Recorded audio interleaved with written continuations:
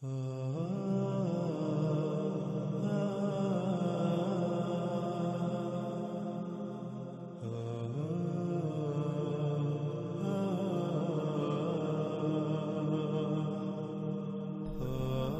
ناظرین، وہ تمام کے تمام انسان جو کھیتی باڑی سے تعلق رکھتے ہیں، جو کسان ہیں، وہ غور کریں کہ کیا انہوں نے دجال کو اپنا رب نہیں بنایا ہوا؟ کیا وہ نباتات اگانے کے لیے، فصلیں اگانے کے لیے اللہ سبحانہ و تعالیٰ پر، جس کا اللہ نے حکم دیا، یعنی فطرت پر انحصار کرتے ہیں، فطرت پر قائم ہیں، فطرت پر توکل کرتے ہیں، یا پھر وہ فصلیں اگانے کے لیے اسی ٹیکنالوجی پر، انہی ایجادات پر توکل کرتے ہیں؟ وہ زمین سے اگانے کے لیے کھادوں پر توکل کرتے ہیں، وہ زمین سے بہتر فصل کے لیے انہی ادویات پر، انہی سپرے اور طرح طرح کے کیمیکلز پر توکل کرتے ہیں؟ کیا وہ فطرتی بیج استعمال کرتے ہیں یا پھر جنیاتی بیج، جینیٹیکلی موڈیفائیڈ بیج، بہتر اور زیادہ پیداوار کے حصول کے لالچ میں؟ تو کیا آج آپ دجال کو اپنا رب نہیں بنا چکے؟ اور یہ دعوت آپ کو کس نے دی؟ دجال کے اسی راز نے جو دن رات، یعنی میڈیا، جو دن رات آپ کے بالکل سامنے سے آپ کو اپنی طرف کھینچتا ہے، دجال کو اپنا رب بنانے کی دعوت دیتا ہے، وہ فطرت کی بجائے انہی مشینوں پر توکل کرنے کی دعوت دیتا ہے، انہی ایجادات پر، انہی اشیاء پر توکل کرنے کی دعوت دیتا ہے جن کو انسان نے اپنے ہی ہاتھوں سے اللہ سبحانہ و تعالیٰ کے مقابلے پر خلق کیا۔ ناظرین، روایات کے مطابق رسول اللہ صلی اللہ علیہ وآلہ وسلم نے یثرب میں کھڑے ہو کر کئی بار مشرق کی طرف اشارہ کر کے کہا کہ دجال ادھر سے نکلے گا۔ ناظرین، محمد رسول اللہ صلی اللہ علیہ وآلہ وسلم کے وقت مکہ ہو یا مدینہ، دونوں کا مشرق از حجاز اور موجودہ سعودی عرب کا وہ علاقہ بنتا ہے جسے نجد کہا جاتا تھا، اور آج بھی اسے نجد کہا جاتا ہے۔ لیکن حیران کن اور چونکا دینے والی بات یہ ہے کہ عمرا، یعنی حکمرانوں کے پالتو علماء، جو ان کی خواہش پر حلال اور حرام کا تعین کرتے ہیں، انہوں نے اپنے تراجم و تفاسیر میں یثرب، جسے مدینہ کہا جاتا ہے، مدینے کے نام سے مشہور ہے، اس کا مشرق اور نجد عراق کو قرار دیا۔ لیکن جب ہم دنیا کا نقشہ اٹھا کر دیکھیں تو انسان ان علماء جو کہ امام الدجال ہیں، ان کے دجل پر حیران اور ششدر رہ جاتا ہے اور چونک جاتا ہے کہ عراق تو یثرب کے شمال میں واقع ہے، نہ کہ مشرق میں، جیسے کہ آپ سکرین پر دیکھ رہے ہیں۔ اس وقت سکرین پر آپ کو گوگل ارتھ، یعنی دنیا کا مصدقہ ترین نقشہ نظر آ رہا ہے، جس پر آپ اپنی آنکھوں سے دیکھ سکتے ہیں کہ عراق یثرب اور مکہ کے مشرق میں واقع ہے یا پھر شمال میں۔ اور جب آپ اپنی آنکھوں سے دیکھ رہے ہیں کہ عراق تو یثرب ہو یا مکہ ان دونوں کے مشرق کی بجائے شمال میں واقع ہے، تو پھر کیسے ان علماء دجال نے، علماء نے، ان حکمران کے پالتوں نے عراق کو نجد اور یثرب کا مشرق قرار دیا؟ اور اس سے بھی بڑھ کر حیرانی والی بات تو یہ ہے کہ آج تک کوئی ایک بھی انسان ایسا نظر نہیں آیا کہ جس نے تحقیق کی ہو اور اس دنیا کے نقشے کو سامنے رکھ کر اس دجل کو چاک کیا ہو۔ اور یہی بات اللہ سبحانہ و تعالیٰ نے قرآن میں اس طرح سے کہی کہ لوگوں نے، انسانوں نے اپنے ان ملاؤں کو، ان بڑوں کو اپنا رب بنا لیا۔ اور بالکل یہی بات محمد رسول اللہ صلی اللہ علیہ وآلہ وسلم نے بھی کہی تھی۔ اور جب صحابہ رضوان اللہ علیہم نے یہ سوال کیا کہ یا رسول اللہ صلی اللہ علیہ وآلہ وسلم، ایسا کیسے ہو سکتا ہے کہ کوئی اپنے ان ملاؤں کو اپنا رب بنا لے؟ تو رسول اللہ صلی اللہ علیہ وآلہ وسلم نے اس طبقے کے بارے میں کہا تھا کہ یہ طبقہ جس کو حلال کہے لوگ اسے حلال مان لیتے ہیں، اور جسے یہ حرام کہیں آنکھیں بند کر کے اسے یہ حرام مان لیتے ہیں۔ اور رب بنانا کیا ہوتا ہے؟ اور آج دنیا میں انسانوں کی اکثریت نے اپنے ان ملاؤں کو اپنا رب بنایا ہوا ہے۔ ہر لحاظ سے دینی معاملات میں، علم کے معاملات میں انہی پر انحصار اور انہی پر توکل کرتے ہیں۔ جس کو یہ حلال کہیں اس کو حلال جانتے ہیں، جس کو یہ حرام کہیں اس کو حرام جانتے ہیں۔ کوئی ایک بھی ایسا نظر نہیں آتا کہ جو غور و فکر کرے۔ اللہ سبحانہ و تعالیٰ نے قرآن میں بار بار غور و فکر کرنے کا حکم دیا۔ اللہ سبحانہ و تعالیٰ نے کہا ہم نے تمہیں آنکھیں، کان اور دل اس لیے دیے تاکہ تم ان سے غور و فکر کرو۔ جو تم ان آنکھوں سے ظاہر دیکھتے ہو، جو تم ان کانوں سے سنتے ہو، اس کے پیچھے کیا ہے، اس کے پیچھے جو بعد میں جو سامنے آئے گا اس کو پہلے جاننے کے لیے، تاکہ تم آئندہ کا لاہ عمل طے کر لو۔ دل سے غور و فکر کرو۔ اور جو لوگ غور و فکر نہیں کرتے، آنکھوں کا، کانوں کا اور دل کا اس مقصد کے لیے استعمال نہیں کرتے، جن کی آنکھیں محض صرف دیکھنے کے لیے، کان صرف سننے کے لیے اور دل صرف خون کو پمپ کرنے کے لیے ہیں، گویا کہ وہ چوپائے ہیں۔ ان کو اللہ سبحانہ و تعالیٰ نے قرآن کے ایک مقام پر چوپائے قرار دیا، دوسرے پر اندھے قرار دیا، تیسرے پر اموات قرار دیا اور چوتھے پر قبروں میں قرار دیا۔ یعنی جس مواد سے یہ وجود میں آئے، پہلے یہی میٹیریل، یہی مواد، یہی گوشت پوچھ پہلے اور چوپایوں کے وجود کا حصہ تھا، وہی مواد، وہی میٹیریل، وہی گوشت اب اس چارپائی کی صورت میں موجود ہے۔ ان میں اور اس میں کوئی فرق نہیں، اور اگر کوئی شے فرق کرتی ہے تو وہ یہی کہ غور و فکر کیا جائے۔ ناظرین، کچھ بھی ہو، جانور بھی دیکھ لیتے ہیں، جانور بھی سن لیتے ہیں، لیکن تب جب شے سامنے ہو۔ سامنے آنے سے پہلے جانور نہیں دیکھ سکتے، جانور نہیں سن سکتے، وہ سامنے آنے کے ہی محتاج ہیں۔ اور اگر انسان بھی تب ہی کسی شے کو دیکھے، تب ہی کسی شے کو سنے جب وہ سامنے آئے، تو ان میں اور انسانوں میں کیا فرق رہ جاتا ہے؟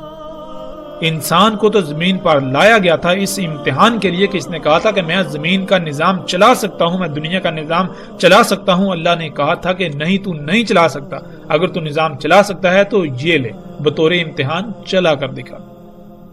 اور اس زمین کا نظام چلانے کے لیے کیا فائدہ مند ہے، کیا نقصان دہ ہے، اس کو جاننے کے لیے غور و فکر کرنا ہی باقی مخلوقات سے امتیاز کرتا ہے۔ اور جب کوئی غور و فکر کرے گا ہی نہیں تو اس میں اور ان چوپایوں میں یا ان میں جو اموات ہیں کوئی فرق رہ جاتا ہے؟ ہرگز نہیں۔ لیکن سب سے حیران کن اور چونکا دینے والی لرزہ خیز بات یہ ہے کہ یہی ملا جن کو لوگ اپنے سروں پر بٹھائے ہوئے ہیں، یہ کہتے ہیں کہ تحقیق سے کام نہ لو، عقل سے نہیں بلکہ نقل سے کام لیا جائے۔ یعنی جو ہمارے آباء و اجداد نے ہمارے لیے لکھ کر چھوڑ دیا، صرف اور صرف اسی پر اکتفا کرو، اس سے آگے تم اپنی عقل نہیں دوڑا سکتے، تم غور و فکر نہیں کر سکتے۔ اگر تم غور و فکر کرو گے تو گمراہ ہو جاؤ گے، نئی نئی راہیں ایجاد کر بیٹھو گے۔ تو نعوذ باللہ، کیا اللہ سبحانہ و تعالیٰ نے جو قرآن میں یہ تمام کی تمام آیات بیان کی، ان کو نکال کر باہر پھینک دیا جائے؟ بنی اسرائیل کو اللہ سبحانہ و تعالیٰ نے کہا کہ ان کو سور اور بندر بنا دیا گیا، تو کیا وہ جسمانی ساخت ان کی تبدیل کر کے ان کو سور بندر بنایا گیا، یا پھر اللہ سبحانہ و تعالیٰ نے قرآن میں بالکل واضح کیا کہ ان پر اللہ سبحانہ و تعالیٰ نے کہا تھا کہ ہم نے تم پر حلال کیا طیبات کو، مگر انہوں نے طیبات کو چھوڑ کر خبائث کو اختیار کیا، جس سے ان کے اندر وہی خصوصیات پیدا ہوگی جو سور اور بندر میں ہوتی ہیں۔ سور کی گردن نہیں مڑتی، اور گردن کا پیچھے نہ مڑنا، اس کا مطلب یہ ہوتا ہے کہ پیچھے مڑ کر نہ دیکھ پانا، اور پیچھے مڑ کر نہ دیکھ پانا تدبر نہ ہونے کی علامت کہلاتا ہے، کہ آپ نے جو پیچھے کیا آپ اس میں غور و فکر کریں اور آگے بڑھیں، تاکہ پیچھے آپ نے جو کیا اس میں جب آپ غور و فکر کریں گے، اگر اس میں کوئی کمی، کوئی کجی، کوئی کوتاہی تھی تو آئندہ آپ اس کو نہیں دہرائیں گے، آئندہ آپ اس سے سیکھتے ہوئے اس سے بچنے کی کوشش کریں گے۔ اسے کہتے ہیں تدبر، جو کہ سور میں نہیں ہوتا۔ اس کے علاوہ سور خبائث کا منبع ہوتا ہے۔ اور بندر جو کہ عقل کی بجائے نقل سے ہی کام لیتا ہے، جو بندر کے سامنے کیا جائے گا بندر وہی کرے گا۔ تو بالکل یہی خصوصیات بنی اسرائیل کے اندر آ گئی تھی، نہ تو ان میں تدبر تھا اور نہ ہی ان میں تحقیق اور غور و فکر کا مادہ موجود تھا۔ وہ جیتے جاگتے انسان تو تھے، لیکن ان کی حیثیت و اہمیت سور و بندر سے بڑھ کر نہیں تھی، اور بالکل آج یہی منظر موجودہ انسانوں میں جب غور و فکر کیا جائے تو نظر آتا ہے۔ ناظرین، ہم پلٹتے ہیں واپس اپنے موضوع کی جانب۔ ناظرین جیسے جیسے ہم آگے بڑھیں گے تو آگے رسول اللہ صلی اللہ علیہ وآلہ وسلم کے ایسے الفاظ بھی آئیں گے جن میں رسول اللہ صلی اللہ علیہ وسلم نے یہ کہا تھا. روایات کے مطابق رسول اللہ صلی اللہ علیہ وآلہ وسلم نے یثرب میں کھڑے ہو کر کئی بار مشرق کی طرف اشارہ کر کے کہا کہ دجال ادھر سے نکلے گا. مکہ ہو یا مدینہ دونوں کا مشرق ارض حجاز اور موجودہ سعودی عرب کا وہ علاقہ بنتا ہے جسے نجد کہا جاتا تھا اور آج بھی نجد کہا جاتا ہے. ناظرین جیسے جیسے ہم آگے بڑھیں گے تو آگے ایسی روایات آئیں گی جن میں رسول اللہ صلی اللہ علیہ وآلہ وسلم کے ایسے الفاظ ملیں گے کہ رسول اللہ صلی اللہ علیہ وسلم نے کہا کہ دجال اس زمین سے نکلے گا جس میں اگانے کی صلاحیت رکھنے والے، زمین کو اگانے پر مجبور کرنے والے عناصر یعنی کھادیں اور کیمیکلز وغیرہ ڈالے جائیں گے. اس زمین سے جو نکلے گا یعنی جو نباتات نکلیں گی وہ دجال ہوگا.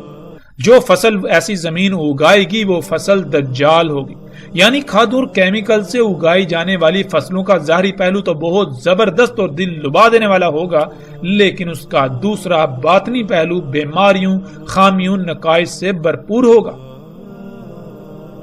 اور یہی تو دجال ہے. یعنی انسان ان فصلوں کو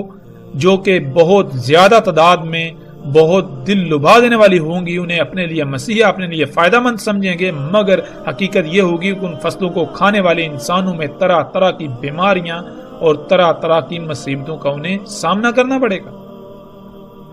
انسان کے جسم میں اللہ سبحانہ تعالیٰ کا قائم کردہ توازن بگڑ جائے گا. ظاہر ہے جب اللہ سبحانہ تعالیٰ نے اس جسم کو خلق کیا تو اللہ سبحانہ تعالیٰ ہی کو علم ہے کہ اس جسم میں تمام کے تمام مخلوقات کی ضروریات کیا ہیں، ان کی ضروریات کا معیار اور مقدار کیا ہے. تو جب تک ہم اللہ سبحانہ وتعالیٰ پر ہی توکل کریں گے تو تب تک ہمارے جسم کا توازن برقرار رہے گا. اور جب ہم اس پر توکل کریں گے جسے یہ علم ہی نہیں کہ اس جسم کو کیسے خلق کیا گیا، جس جسم کی پیچیدگیوں کے بارے میں علم ہی نہیں رکھتا، تو لا محالہ ہم اس جسم میں قائم توازن کو بگاڑ دیں گے جسے ہم بیماریوں کا نام دیتے ہیں.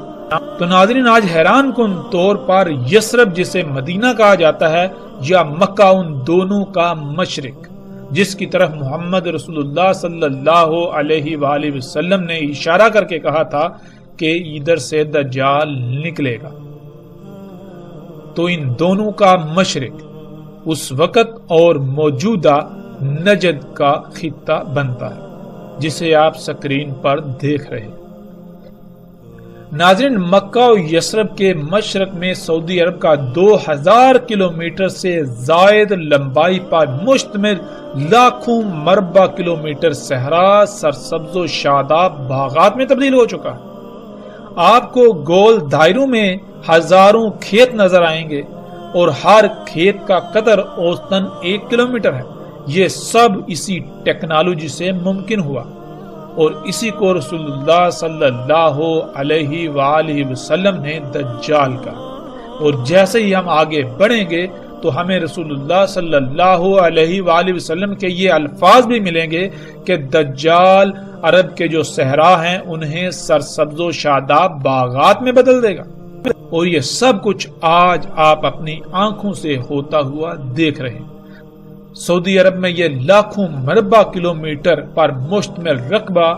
جس سے جو فصلیں حاصل کی جا رہی ہیں وہ سب کا سب دجال ہے. وہ تمام کی تمام فصلیں دجال ہیں. یعنی وہ ظاہراً تو بہت خوشنما ہیں لیکن ان فصلوں کو کھانے والے جاندار ہوں یا انسان یا وہ حشرات ہوں، وہ سب کے سب طرح طرح کی بیماریوں کا شکار ہو رہے ہیں. ان مخلوقات کا ایک ظاہری پہلو تو خوشنما ہے لیکن ان کا جو باطنی پہلو ہے وہ ہر لحاظ سے عیب زدہ ہے.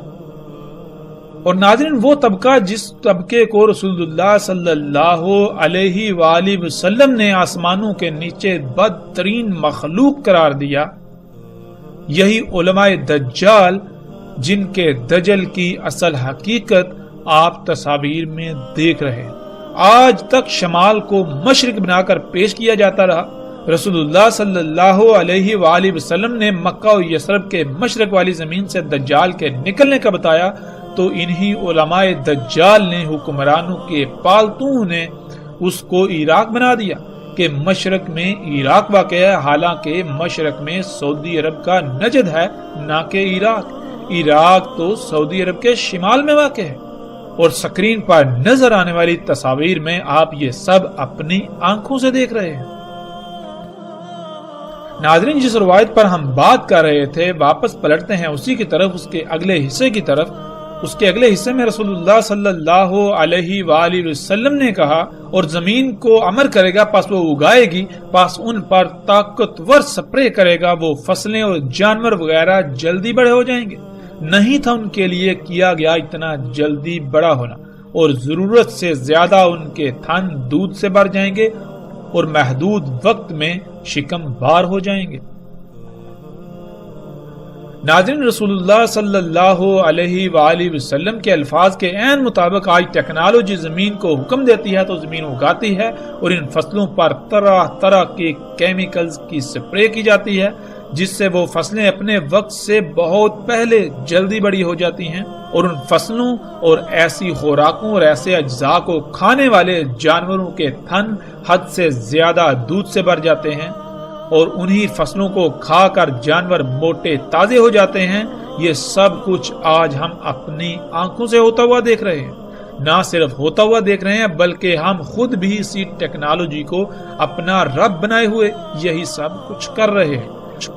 ناظرین، غور و فکر کریں کہ کیا آج آپ بھی یہ سب کچھ نہیں کر رہے؟ اگر آپ یہ سب کچھ کر رہے ہیں تو پھر آپ دجال کو اپنا رب بنائے ہوئے ہیں، آپ دجال کے فتنے کا شکار ہیں۔ ناظرین، کھادوں سے، ان کیمیکل سے، ان سپرے سے جو فصلیں اگتی ہیں وہ دیکھنے میں بہت بھلی لگتی ہیں، لیکن یہ صرف ظاہراً اچھی ہیں، مگر ان کا باطن لا تعداد بیماریوں سے بھرا پڑا ہے۔ یہی تو دجل ہے کہ ہر کوئی انہیں دیکھ کر اپناتا ہے، حاصل کرتا ہے، دیکھنے میں یہ سب بہت اچھا لگتا ہے، لیکن جب یہی انسان اور جانور کھاتے ہیں تو وہ مفلوج ہو جاتے ہیں، ان کو طرح طرح کی بیماریاں لاحق ہو جاتی ہیں، بچے وقت سے پہلے بالغ ہو جاتے ہیں، انسانوں کی عمریں کم ہو جاتی ہیں، جسم کمزور ہو جاتے ہیں، طرح طرح کی بیماریوں کا شکار ہو جاتے ہیں۔ بالکل اسی طرح دودھ تو زیادہ حاصل کر لیا جاتا ہے، لیکن ان غیر فطری طریقوں سے دجال پر توکل کرنے سے حاصل شدہ ہر شے کا ظاہری پہلو تو بہت خوشنما ہوتا ہے، لیکن اس کا باطن محض زہر ہی ہوتا ہے۔ یہی وہ دجل ہے آج جس کا ہر کوئی شکار نظر آتا ہے، اور کوئی بھی اسے پہچان نہیں پا رہا اور نہ ہی پہچاننا چاہتا ہے۔ اور ناظرین، غور کریں، وہ لوگ جو کسان ہیں، جو برصغیر سے تعلق رکھتے ہیں، کہ سن 2000 کے آس پاس کی بات ہے کہ جانوروں کو ایک نئی بیماری کا سامنا کرنا پڑا کہ دیکھتے ہی دیکھتے جانور کو سانس کی پرابلم ہوتی، اس کے منہ سے جھاگ نکلنا شروع ہو جاتی، 1 2 زیادہ سے زیادہ 3 اور 4 دن کے اندر اندر جانور کی موت ہو جاتی، وہ کھانا پینا چھوڑ دیتا، اس کو سانس بھی بہت مشکل سے آتی، سانس لینے میں انتہائی مشکل کا سامنا کرنا پڑتا، یہاں تک کہ جب وہ سانس لیتا تو اس کے گلے سے غرارے کی آواز آتی، جیسے کہ اس کے گلے سے سانس انتہائی مشکل سے گزر پا رہی ہے۔ اور اس بیماری سے برصغیر میں لاکھوں نہیں کروڑوں کی تعداد میں جانوروں کی ہلاکت ہوئی، دیکھتے ہی دیکھتے۔ اس بیماری کو گل گوٹو کا نام دیا گیا، لیکن آج تک کسی نے بھی اس بیماری کی اصل وجوہات کو سامنے لانے کی کوشش ہی نہیں کی۔ کسی نے آج تک کسانوں کو اس کی حقیقت کے بارے میں نہیں بتایا۔ وہ سیدھے سادے کسان جو زبان سے اللہ پر توکل کے دعوے دار ہیں، لیکن وہ دجال کو اپنا رب بنا بیٹھے، انہیں اس بات کا شعور اور علم ہی نہیں کہ یہ سب اسی دجال کی وجہ سے ہوا۔ انہوں نے اپنے اس نقصان کی ذمہ داری، اپنے جانوروں کی موت کی ذمہ داری اللہ کے اوپر ڈال دی کہ یہ سب اللہ کا کیا ہوا ہے، یہ سب اللہ کی مرضی سے ہوا، حالانکہ یہ اللہ کے اوپر بہت بڑا بہتان ہے۔ اللہ سبحان ہے، اللہ ایسی تمام کی تمام نیگیٹیوٹی سے پاک ہے، اللہ کے لیے ہے ہی حمد، تو کیسے اس چیز میں حمد ہو سکتی ہے؟ جس میں خامیاں، خرابیاں اور کوتاہیاں ہوں، کجیاں ہوں۔ اللہ کہتا ہے میں اپنے کسی کام میں کوئی کجی نہیں چھوڑتا، کوئی عیب نہیں چھوڑتا، کسی قسم کی کوئی لاپرواہی نہیں کرتا، کوئی کوتاہی نہیں کرتا۔ میری ہر خلق، ہر شے، میرا ہر کام ہر لحاظ سے پرفیکٹ ہوتا ہے، اس میں حمد ہوتی ہے۔ تو ہم نے کیسے یہ جرت کی کہ اس اتنے بڑے الزام کو اللہ سبحانہ تعالیٰ کے اوپر عائد کرنے کی؟ اور ناظرین، حقیقت کیا ہے؟ ناظرین، حقیقت یہ ہے کہ سن 2000 کے آس پاس بر صغیر میں پہلی بار وہ سپرے مارکیٹ میں آئے، وہ سپرے مارکیٹ میں لائے گئے جنہیں آج فصلوں پر چھڑکا جاتا ہے۔ ان کیمیکل کمپنیوں نے مال کو پانی کی طرح بہایا، لوگوں کو خریدا، اپنے ایجنٹوں کو حرکت میں لائے، جس سے انہوں نے دن رات ایک کر کے کسانوں کو لالچ دے کر اپنے ان سپرے، اپنے ان کیمیکلز، ادویات کو بیچا۔ جب کسانوں نے ان ادویات کا، ان کیمیکلز کا بذریعہ سپرے اپنی فصلوں پر استعمال کیا تو فضا زہر آلود ہو گئی۔ وہ زہر آلود فضا سب سے زیادہ جانوروں پر اثر انداز ہوئی۔ دیکھتے ہی دیکھتے لاکھوں نہیں کروڑوں کی تعداد میں جانوروں کی اموات ہونا شروع ہوئی۔ کسی کو علم ہی نہیں ہوتا تھا کہ ہمارے گاؤں میں، ہمارے علاقے میں کسی نے پہلی بار یہ سپرے کی ہے جس سے فضا زہر آلود ہو گئی۔ اس فضا میں سانس لینے کی وجہ سے ہمارے جانوروں کی یہ حالت ہے۔ سب اس بات سے غافل، اس پہلو سے غافل، انہیں ادویات، انہیں کیمیکلز کے حصول میں لگے رہے اور انہیں اپنی فصلوں پر بذریعہ سپرے چھڑکتے رہے، جس سے پھر شروع کے کئی سال کچھ وقت تو جانوروں کو اموات کا سامنا کرنا پڑا، لیکن بعد میں جو جانور اسی فضا میں پلے بڑھے وہ اس کے عادی ہو گئے۔ روایت کے اگلے حصے میں رسول اللہ صلی اللہ علیہ وآلہ وسلم نے یہ کہا، پھر آئے گا ایک قوم کے پاس، یعنی لوگوں کے پاس انہیں دعوت دے گا، پس وہ پھیر دیں گے اس پر اس کے قول کو، پس وہ لوٹ جائے گا، پس وہ بنجر ہو جائے گی، کچھ بھی نہیں آئے گا ان کے اموال میں سے ان کے ہاتھوں میں، یعنی وہ دجال کے حکم کے بغیر اگائیں گے تو کچھ بھی نہیں اگے گا، جیسے کہ زمین بنجر ہوتی، یوں ان کے اموال سے کوئی شے ان کے ہاتھ میں نہیں رہے گی۔ جب زمین دجال کے حکم یعنی کھادوں وغیرہ اور مصنوعی بیجوں کے بغیر کچھ اگائے گی نہیں تو پھر ظاہر ہے ان کے اموال بھی ختم ہو جائیں گے، نہ ہونے کے برابر ہو جائیں گے، انہیں دنیاوی لحاظ سے خسارے کا سامنا کرنا پڑے گا۔ جانور دودھ وغیرہ نہ ہونے کے برابر دیں گے، بلکہ ان کے جانور زندہ ہی بمشکل رہیں گے۔ ناظرین، آپ آج یہ سب اپنی آنکھوں سے دیکھ رہے ہیں کہ دجال دعوت دیتا ہے، یعنی میڈیا پر کمرشلز آتی ہیں، ایڈورٹائزمنٹس آتی ہیں، جن میں طرح طرح کے مصنوعی بیجوں کی طرف دعوت دی جاتی ہے، اور زیادہ اور دل لبا دینے والی پیداوار حاصل کرنے کے لیے کھادوں کے استعمال کی طرف دعوت دی جاتی ہے، یعنی یہ کہ ٹیکنالوجی کو اپنا رب بنانے کی دعوت دی جاتی ہے۔ اپنی ضروریات کو پورا کرنے کے لیے، اپنی ضروریات کو وجود میں لانے کے لیے انہی مشینوں، انہی اشیاء، اسی ٹیکنالوجی پر توکل کر دیں، اسی پر انحصار کرنے کی دعوت دی جاتی ہے۔ اور جو لوگ اس دعوت پر ایمان لاتے ہیں، اس دعوت کو یعنی میڈیا کی ان باتوں کو تسلیم کرتے ہوئے عمل کرتے ہیں، ٹیکنالوجی کو اپنا رب بناتے ہیں، تو ان کے کھیت حد سے زیادہ پیداوار دیتے ہیں،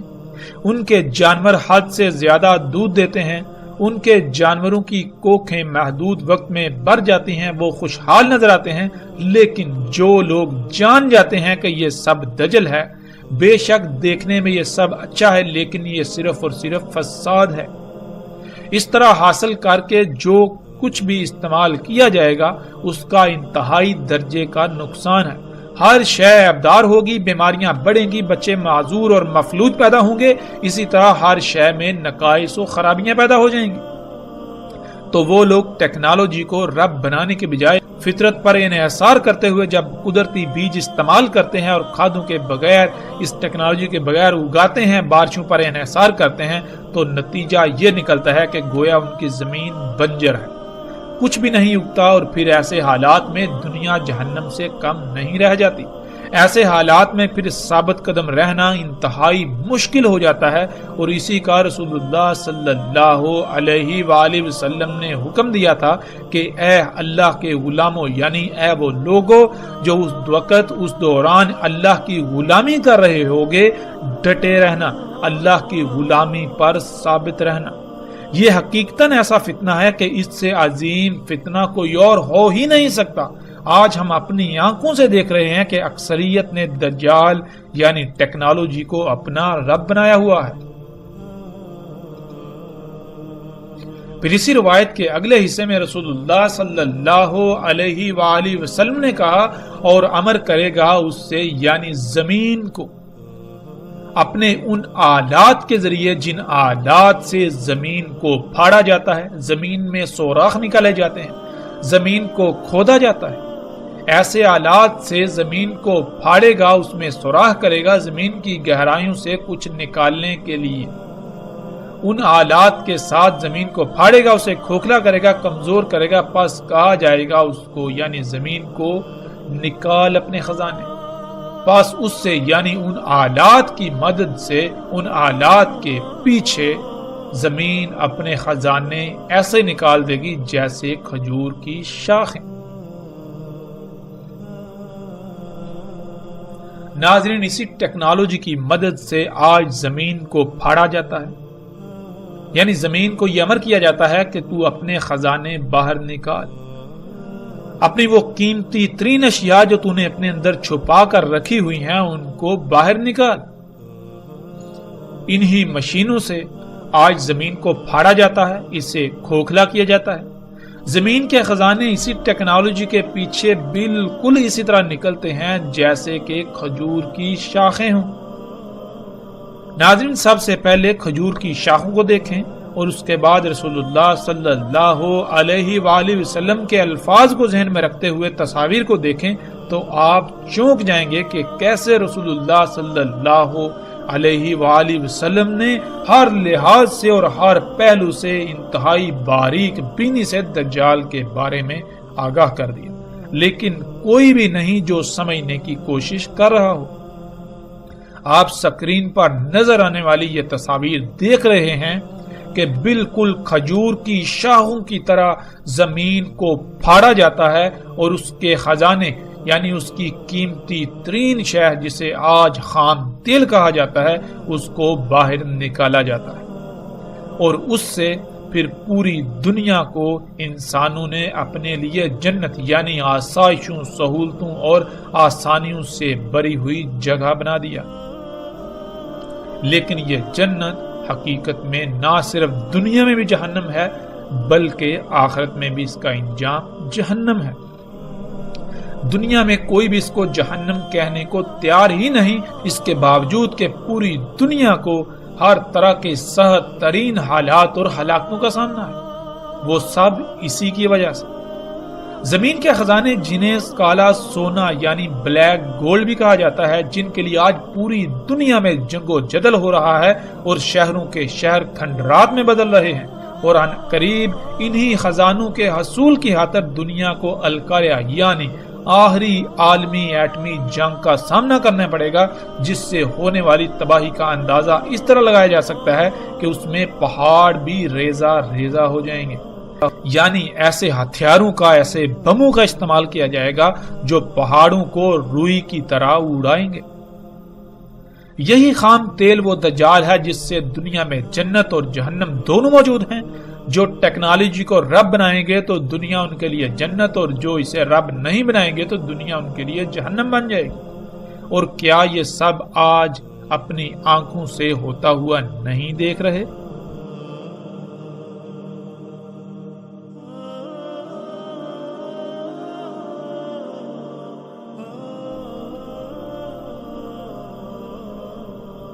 بلا شک و شبہ آج ہم یہ سب اپنی آنکھوں سے ہوتا ہوا دیکھ رہے ہیں۔ اس کے باوجود اگر ہم حقائق سے آنکھیں چرانا چاہتے ہیں، آنکھیں بند کر کے انہی طرح طرح کی کہانیوں کو سننا چاہتے ہیں، انہی کو تسلیم کرنا چاہتے ہیں، محظوظ ہونا چاہتے ہیں، تو فیصلہ ہمارے ہاتھ میں ہے۔ ہم چاہیں تو آنکھوں نظر آتا حق اسے تسلیم کریں اور عملاً میدان میں اتریں، اور اگر چاہیں تو ہم حق سے آنکھیں بند کر کے دین کو قصے و کہانیوں کا نام دیتے ہوئے انہی قصے و کہانیوں سے محظوظ ہوتے رہیں اور اس طبقے کو جو اپنے کو علماء کہلاتا ہے اسے سر پر بٹھائے ہوئے اس کو اپنا رب بنائے رہیں۔ رسول اللہ صلی اللہ علیہ وآلہ وسلم نے کہا، دجال نکلے گا زمین سے مشرق سے، کہا جائے گا اسے خراسان، یعنی مشرق میں خراسان نامی زمین کے ساتھ جو علاقہ ہوگا، جو خطے ہوں گے، وہاں سے دجال نکلے گا۔ اس کی اتباع کرنے والی اقوام کے چہرے چپٹے ہوں گے، تہ دار۔ ناظرین، رسول اللہ صلی اللہ علیہ وآلہ وسلم کے الفاظ کے عین مطابق آج خراسان کی زمین کے ساتھ جو علاقے ہیں جنہیں چین، جاپان اور تائیوان وغیرہ کہا جاتا ہے، وہی دجال یعنی ٹیکنالوجی تیار ہو کر نکل رہی ہے، اور اس کی اتباع یعنی اس کے پیچھے ان ایجادات، اس دجال کے پیچھے جو اقوام ہیں وہ بالکل وہی قومیں ہیں جن کے چہرے چپٹے ہیں، جیسا کہ سکرین پر نظر آنے والی تصاویر میں آپ دیکھ سکتے ہیں۔ اور آج ٹیکنالوجی کا ایک بڑا حصہ یہیں سے تیار ہو کر پوری دنیا میں پھیلتا ہے۔ یہ دجال یہیں اسی خطے میں تیار ہوتا ہے اور پھر یہیں سے پوری دنیا میں جاتا ہے۔ یہ طرح طرح کی ایجادات، یہ مشینیں، یہ انسان کے اپنے ہی ہاتھوں سے خلق کردہ اللہ کے مقابلے پر اشیاء، یہ یہیں پر خلق ہوتی ہیں، اور ان کے پیچھے یہی قومیں جن کے چہرے چپٹے ہیں جیسے کہ تہ دار ہوں۔ ناظرین، بغیر کسی شک و شبے کے آج دنیا کے مشرق سے یہ ٹیکنالوجی نکل رہی ہے، اور وہ قومیں اس دجل کی تباہ میں اسے خلق کر رہی ہے، جس کی نشاندہی محمد رسول اللہ صلی اللہ علیہ وآلہ وسلم نے آج سے 14 صدیاں پہلے ہی کر دی تھی۔ دنیا کے مشرق میں چین، تائیوان، جاپان وغیرہ ہیں، اور انہی ممالک سے ٹیکنالوجی وجود میں آ کر پوری دنیا میں پھیلتی ہے، خواہ وہ گاڑیاں ہوں، الیکٹرانکس کا سامان ہو، یا آج کے دور میں جنہیں ہم مصنوعات کا نام دیتے ہیں،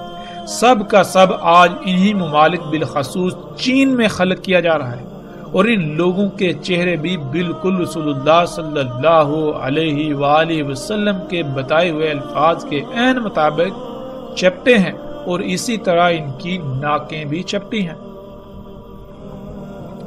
پوری دنیا میں جو فصلیں اگائی جا رہی ہیں ان کے بیج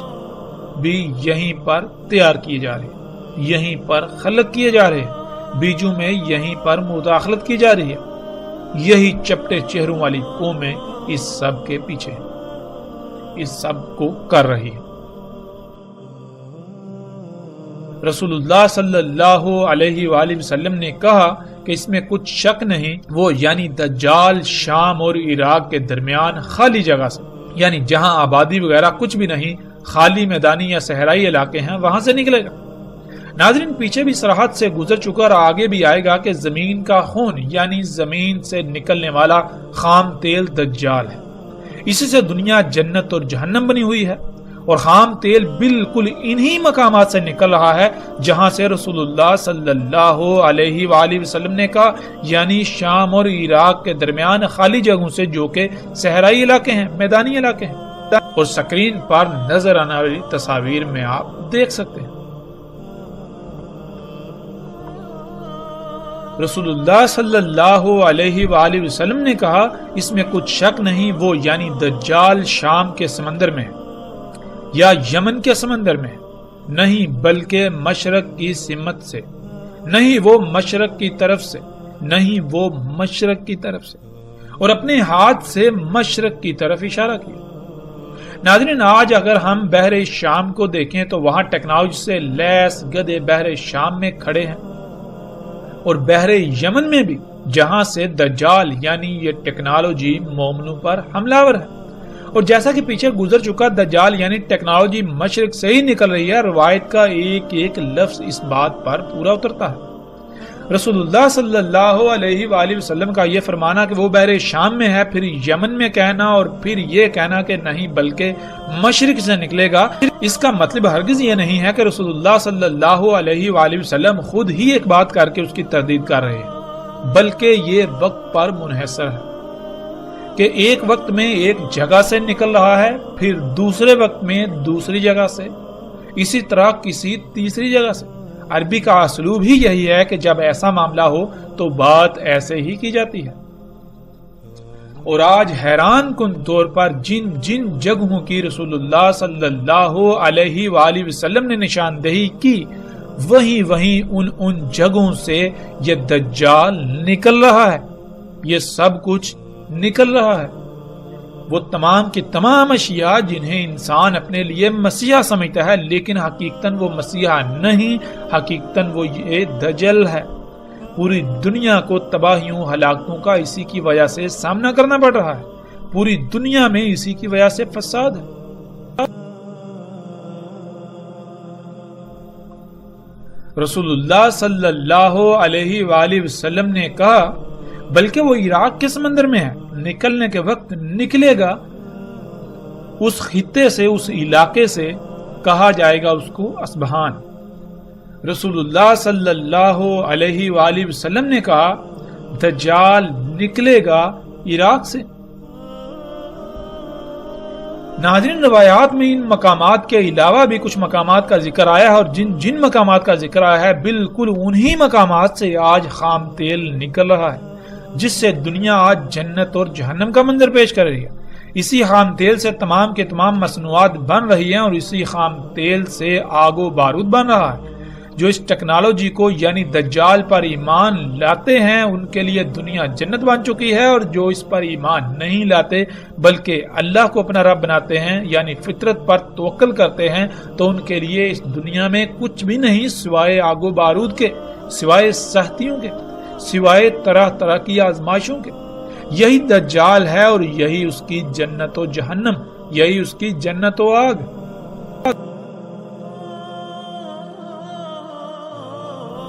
رسول اللہ صلی اللہ علیہ وآلہ وسلم نے کہا اس میں کچھ شک نہیں، ٹھیک کرے گا پیدائشی اندھے کو اور برس یعنی جزام کوڑ کے مریضوں کو، اور حیات دے گا موت کو، اور کہے گا انسانوں کو میں تمہارا رب ہوں، یعنی اپنی تمام کی تمام ضروریات کو پورا کرنے کے لیے مجھ پر ہی توکل کرو، مجھ پر ہی انحصار کرو۔ پس جس نے کہا تو میرا رب ہے، یعنی جس نے اسے اپنا رب بنایا، جس نے اپنی ضروریات کو پورا کرنے کے لیے اس پر توکل کیا، پس تحقیق یعنی بلا شک و شبہ کوئی دو رائے نہیں کہ وہ فتنے میں پڑا۔ اور جس نے کہا کہ اللہ میرا رب ہے، یعنی جس نے اپنے آپ کو فطرت پر قائم کیا، جس نے اپنی ضروریات کو پورا کرنے کے لیے فطرت پر انحصار کیا یہاں تک کہ اس کی اسی پر موت ہوئی، پس تحقیق یعنی بلا شک و شبہ یہ بات طے شدہ ہے کہ وہ بچا لیا گیا دجال کے فتنے سے، اور نہ ہی اس کے بعد اس پر کوئی فتنہ ہوگا اور نہ عذاب۔ پس رہے گا زمین میں، یعنی دجال زمین میں رہے گا جتنا اس کا رہنا اللہ کے قانون میں ہے، اور زمین پر رہنا اس کا اللہ کے قانون میں کتنا ہے، جب تک کہ عیسیٰ ابن مریم علیہ السلام نہ آ جائے۔ پھر آئیں گے عیسیٰ ابن مریم علیہ السلام مغرب سے پہلے، یعنی امت محمد کے یوم کے بالکل آخر میں، ساتھ کے بالکل قریب تصدیق کریں گے محمد علیہ السلام کی ایک ایک بات کی انہی کی کہی ہوئی باتوں سے، یعنی محمد علیہ السلام نے اپنی موجودگی کے وقت جس سے بھی متنبہ کیا، جو ہدایات و رہنمائی کی، جسے دجال کہا، جسے فتنہ کہا، لوگ ان سب باتوں کو بھول چکے ہوں گے اور الٹا ان ہدایات کے خلاف کر رہے ہوں گے۔ جس کو محمد علیہ السلام نے دجال کہا تھا، الٹا لوگ اسے مسیحا تسلیم کر چکے ہوں گے، اور انہیں اس بات کا شعور تک بھی نہیں ہوگا۔ دجال کو وہ اپنا رب بنا چکے ہوں گے، ہر وہ عمل کر رہے ہوں گے، ایسے ایسے اعمال انجام دے رہے ہوں گے جس سے محمد علیہ السلام نے روکا تھا۔ تو ایسی صورت میں واحد ایک ہی ایسی شخصیت ہوگی جو محمد علیہ السلام کی ایک ایک بات کی انہی کے کہے ہوئے الفاظ سے تصدیق کرے گی کہ جسے تم اپنے لیے مسیحا سمجھتے ہو اسے محمد علیہ السلام نے دجال کہا تھا۔ جن اعمال کو تم اصلاح والے اعمال سمجھ رہے ہو اس سب کو تو خود محمد رسول اللہ صلی اللہ علیہ وآلہ وسلم نے فساد کہا تھا، یعنی محمد علیہ السلام کی ایک ایک بات کی تصدیق کریں گے کہ کیا محمد علیہ السلام جنہوں نے اپنی بعثت سے لے کر ساتھ کے قائم ہونے تک چھوٹے سے چھوٹے واقعے یا فتنے کا ذکر کرنا نہیں چھوڑا، تو کیا محمد علیہ السلام آج ہونے والے اتنے بڑے بڑے غیر معمولی امور کے بارے میں آگاہ کرنا، ان کے بارے میں ذکر کرنا بھول گئے تھے یا انہوں نے بتایا ہی نہیں تھا؟ یہ غیر معمولی مشینیں، انسان کا انہی مشینوں کے ذریعے بادلوں کا برسانا، انہی مشینوں کے ذریعے پہاڑوں کو کاٹ کاٹ کر رستے بنانا، کئی کئی کلومیٹر لمبی غیر معمولی سرنگیں نکالنا، سینکڑوں کی تعداد میں انسانوں کا ایک ہی مشین پر سوار ہو کر فضا میں انتہائی تیز رفتاری سے سفر کرنا، ہر کام کا غیر معمولی حد تک تیز رفتاری کے ساتھ انجام پانا، انہی مشینوں کے ذریعے غیر معمولی درکار قوت کے حامل امور کو ایسے انجام دینا کہ جیسے خود بخود ہو رہے ہوں، نہروں اور دریاؤں کا مسخر ہو جانا، جب جی چاہے اور جتنا چاہے ان میں پانی چھوڑنا اور جب جی چاہے روک لینا،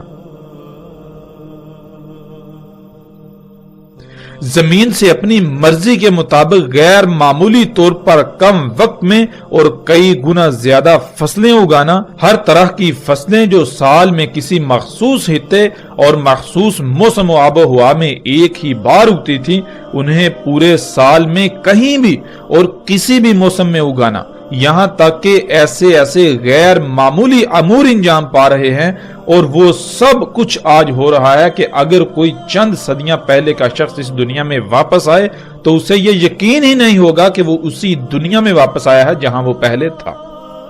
کہ یہ وہ دنیا نہیں ہو سکتی، یہ وہ دنیا ہو ہی نہیں سکتی، یہ وہ رب ہو ہی نہیں سکتا جو میرا رب تھا اور ہے، کیونکہ میرا رب تو سبحان ہے، وہ الرحمن ہے، وہ اپنی سنت، اپنا طریقہ، اپنے قوانین تبدیل نہیں کرتا، تو یہ کیسے ہو سکتا ہے کہ 1000 سال پہلے کے انسانوں کے لیے اس کے تمام قوانین اور ہوں اور آج وہ تمام کے تمام قوانین بدل دے؟ آج کے انسانوں کے لیے اس کا اگانے کا قانون تبدیل، بارشیں برسانے کا قانون تبدیل، وہ رب جو اپنی کائنات میں زمین و آسمان میں ایک رائی برابر بھی خرابی نہیں چاہتا، وہی ایسے امور انجام دینا شروع کر دے کہ جس سے پوری دنیا فساد زدہ ہو کر تباہیوں کے دہانے پر کھڑی ہو جائے، وہ رب جس کے لیے ہے ہی حمد، وہ ایسے امور انجام دے کر ہر کام میں خرابیاں ہی خرابیاں کر دے، احمد کا شائبہ تک نہ ہو، حمد کا شائبہ تک نہ ہو، یہ کیسے ہو سکتا ہے؟ یہ کیسے ہو سکتا ہے؟ میرا رب تو اس سب سے سبحان ہے، پاک ہے، وہ تو ایسا نہیں ہے، وہ تو الرحمن ہے، وہ انسانوں کے لیے اپنے قوانین نہیں بدلتا اور نہ وہ بدلنے والا ہے۔ ناظرین، تو سوچنے والی بات یہ ہے کہ اگر آج ان غیر معمولی امور کے بارے میں بات کی جائے تو بات کرتے کرتے بندہ تھک جائے، لیکن ان پر بات مکمل نہ ہو۔ اس غیر معمولی حد تک اور کثرت سے آج ایسے امور انجام پاتے ہوئے دیکھے جا رہے ہیں اور ہر کوئی انہی کا حصہ بنا ہوا ہے، تو یہ کیسے ممکن ہے کہ محمد علیہ السلام نے ان کا ذکر ہی نہ کیا ہو؟ وہ اللہ کے رسول محمد علیہ السلام جنہوں نے کسی چھوٹے سے چھوٹے فتنے کو بھی کھول کھول کر بیان کیا، ان کی بعثت سے لے کر ساتھ کے قیام تک جو کچھ بھی ہونا تھا سب کا سب کھول کھول کر بیان کر دیا، تو یہ کیسے ہو سکتا ہے کہ اسی اللہ کے رسول نے ان غیر معمولی اور اس وقت کے مطابق ناقابل تصور امور کے بارے میں ذکر نہ کیا ہو؟ محمد علیہ السلام پر ایمان لانے کے تو بہت بڑے بڑے دعوے کیے جاتے ہیں، لیکن کیا اپنے اعمال سے انہی کی ہر بات کا کفر نہیں کیا جا رہا؟ ایک طرف تو اس بات کا اقرار کیا جاتا ہے کہ محمد علیہ السلام نے اپنی بعثت سے لے کر قیام الساعہ تک رونما ہونے والے چھوٹے سے چھوٹے فتنے کا بھی ذکر کرنا نہیں چھوڑا اور دوسری طرف یہ تسلیم کرنے کو تیار ہی نہیں کہ آج اتنے بڑے بڑے غیر معمولی امور کے بارے میں کچھ بتایا ہو۔ محمد علیہ السلام نے سب کچھ بتایا، لیکن لوگ وہی کریں گے جو پہلی قوموں نے کیا، اور وہی ہوا۔ تو ایسی صورت میں محمد علیہ السلام نے کہا تھا کہ واحد ایک ہی شخصیت ہوگی جو میری ایک ایک بات کی میرے ہی کہے ہوئے الفاظ سے تصدیق کرے گی، اور وہ عیسیٰ ابن مریم علیہ السلام ہوں گے۔ تصدیق کریں گے محمد علیہ السلام کے ساتھ اور ان کی ملت پر ہوں گے، پس قتل کریں گے دجال کو، پھر اس میں کچھ شک نہیں، جو ہے وہ 7 کا قیام ہوگا۔